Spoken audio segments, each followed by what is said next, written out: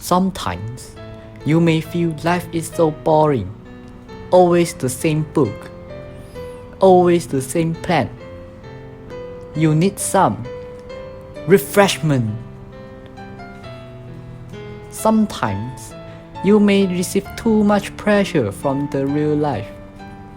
You need some refreshment. Sometimes you may suddenly feel powerless. You need some refreshment. But how?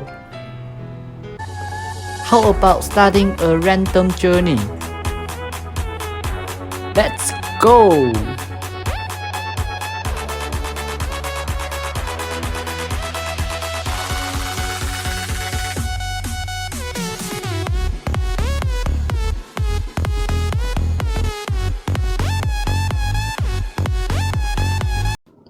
Maming Community is located in Taichung IBPA district.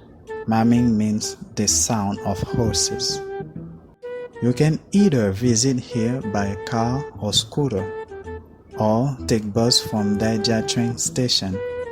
Riding bikes is also a good choice. Here is very close to Tai An Bike Trail. It is a small town, but with a fusion of different kinds of culture. We will discover all the amazing things in this journey. Our first destination is Fulang Temple. Here is the religion center for the community residents. Besides, here is also a meeting place for them as well. We can find some footprints of our ancestors in this temple who immigrated from the other side of the street hundreds of years ago. From the gods worshipping in this temple, Earth God, God of Agriculture, and Gwandi. We can see that the main activity of the community is agriculture, and they are just like a big family.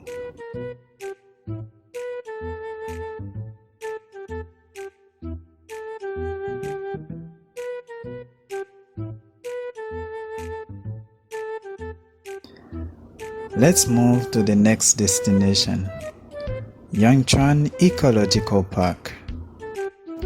Along the way to the park, we can also see that there are many residents who grow some very beautiful horticultural plants. Here we arrive. Here is the Yangchuan Ecological Park. As you can see from this monument, this park is to address the beauty and the water resources of the Maming community. There are some bricks around the park. They are not just normal bricks. They are actually made of soils and straws. As you can see, there is a small model over there. This was how the ancient rural Taiwanese people keep some livestock. This model was constructed by the community residents in the 2018 World Flora Exhibition. Let's enjoy the natural vibe of the park. There is an old water pump just right here. From this, we can know how ancient Taiwanese people access water. Let's go to the next destination. By the way, there is a very cute pony was made of straw by villagers. Don't miss the chance to take the photo with it. The next destination is here, Tree's ancient house. This house was exactly built of mud bricks mentioned above. What's more, this house already stood for longer than a century. We can see clearly from this wall, except mud bricks. They also used some earth and stones to prevent water. This is the real circular economy. Inside the house, we can see there are many antiques kept by the house owner, Mr. Cheng-Yi. We can imagine how we all Taiwanese people were living through this house. Walking out from the house, we can see a very beautiful yard. This is also a masterpiece from the owner, Mr. Cheng-Yi. There's really not much chance to visit this kind of house in the city, and the owner, Mr. Cheng-Yi, is really a nice person. I will definitely visit here again in the future. We are now going to our last destination, the mysterious cave. There is a small trailer for us to walk before we arrive there. Here we are. This handmade cave was constructed in the old age, but there is no confirmed date. The purpose of the cave also remained as a mystery. Some people say it was created by pirates to hide their treasure. Others say the cave served it just as a passage for the people.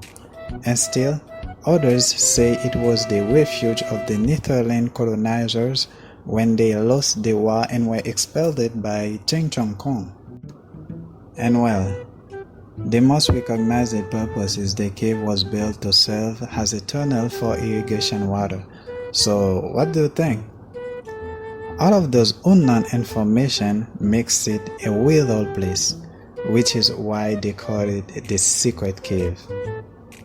All we know is that this cave is actually a wonderful touristic site in Taichung. Now let's walk back to the scenic overlook. Here's the last place for the day. You can see the view from here is very beautiful. You can see the farms and water irrigation system of Maming Community and feeling the slow path of rural vibe. Besides, there is the Flaming Mountain, the Taiwan version of Uluru.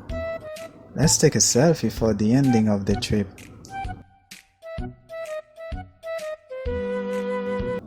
All along the way in this journey, I was immersed in different kinds of culture, meet different type of people, have a better picture of what is rural area.